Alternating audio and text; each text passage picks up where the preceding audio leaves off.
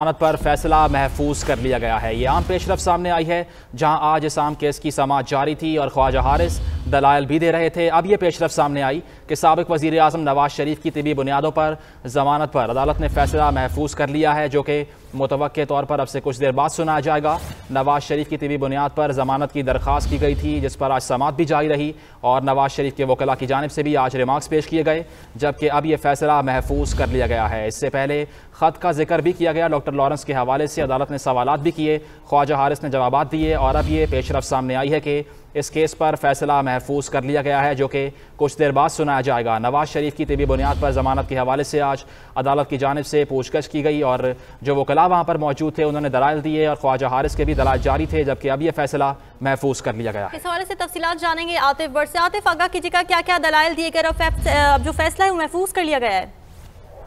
नवाज शरीफ के वकील की जानिब ख्वाजा हारिस की जानिब से दलाइल दिए गए हैं, नए प्रोसिक्यूटर की दलाइल दिए गए हैं। दलाइल सुनने के बाद चीफ जस्टिस की सरबराही में 3 रुकनी बेंच ने फैसला महफूज कर लिया है और इस हवाले से जो ख्वाजा हारिस की दलाइल दिए गए हैं उनकी जानिब से इत्तला की गई कि नवाज शरीफ को 8 हफ्तों के लिए जो जमानत है वो दी जाए। हम अदालत की जानिब से तमाम दलाइल सुनने के बाद फैसला महफूज किया गया है और इम्कान यही है कि उसी दिन में जो नवाज शरीफ की जमानत की दरख्वास्त है उस पर फैसला सुना दिया जाएगा। इस वक्त जस्टिस जो है वो कमरा अदालत से उत्तर चले गए हैं, नए प्रोसिक्यूटर की जानिब से भी तो दलाइल दिए गए हैं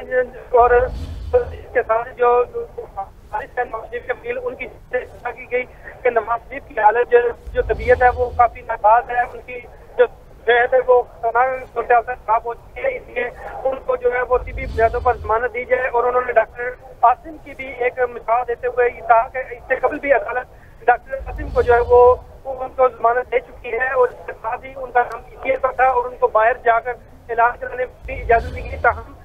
अदालत की जानिब से चीफ जस्टिस की जानिब से ये पूछा गया कि नवाज शरीफ मुल्क में इलाज कराएंगे या बाहर जाकर इलाज कराएंगे।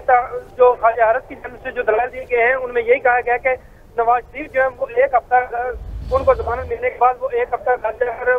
पहले बाहर रहेंगे, उसके बाद अपना जो ट्रीटमेंट है वो शुरू करेंगे। ये दलाइल है ख्वाजा हारिस की जानिब से और उन्होंने आखिर में दलाइल देते हुए ये बात की कि 8 हफ्ते के लिए नवाज शरीफ को जो है वो जमानत दी जाए, जिस पर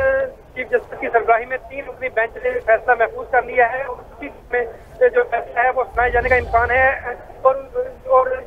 जो फैसला था नवाज शरीफ की दरख्वास्त पर तो महफूज कर दिया गया है। आतिफ, जो डॉक्टर लॉरेंस का आज खत पेश किया गया है अदालत में, उससे मुताल्लिक क्या रिमार्क्स रहे और क्या दलाइल दिए गए वकला की जानिब से उस पर? जी बिल्कुल, ख्वाजा हारिस की जानिब से ये डॉक्टर लॉरेंस का खत जो है वो पेश किया गया, पर चीफ जस्टिस की जानिब से दलाइल दिए कि ये खत तो डॉक्टर के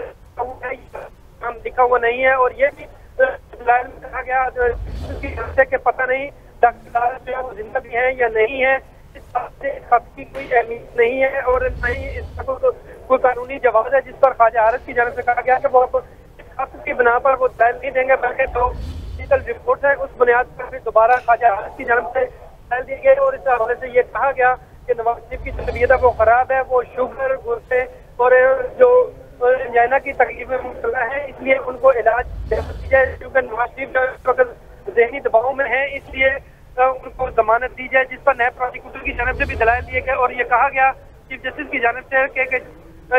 जो भी मरीज जो भी नैब का मुल्जिम है वो ज़हनी दबाव में ही होता है और इसलिए जिनके खिलाफ ट्रायल शुरू है या शुरू होने वाला है वो भी ज़हनी दबाव में है। तो ये नैब के प्रोसिक्यूटर के दलाइल पर चीफ जस्टिस की जानिब से रिमार्क दिए गए। ताहम जब ठीक है आतिफ, आपसे मजीद भी अपडेट ले